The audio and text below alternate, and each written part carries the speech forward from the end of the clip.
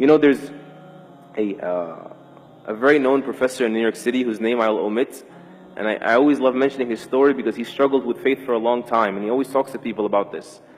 And he was an atheist, and he came back to Islam, and he says, I read a line from Muhammad Iqbal, and it just shut me down. And all my research was finished, and I said, there's no running from this.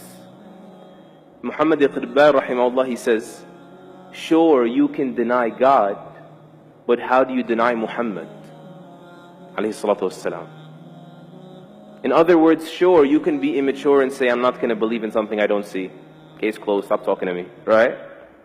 But how do you deny someone who lived in the flesh here, who God communicated with? How do you deny the reality of Muhammad sallallahu alayhi wasallam? How do you explain that? We need to revisit that.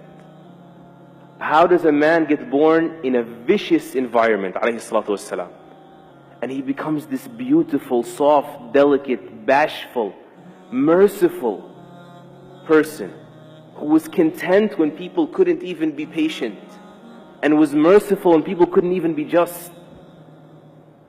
And he was gentle with kittens, and he praised people for taking care of animals. And then on the battlefield, he's on the front lines. And the tough guy is the one that can stand by his side. Or the brave person, more respectfully, because these are the Sahaba.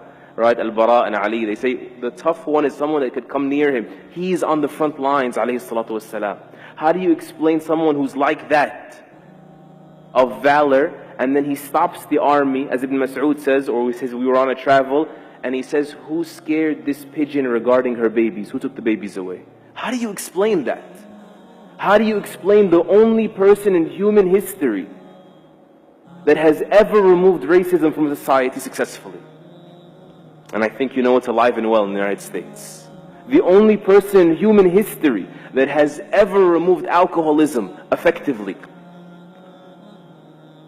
that has suffocated the institution of slavery until it dwindled and people benefited from their freedoms and enjoyed them. How do you explain that he, alayhi salatu wasalam, becomes the most influential figure in human history? Alayhi salatu wasalam. How do you explain that?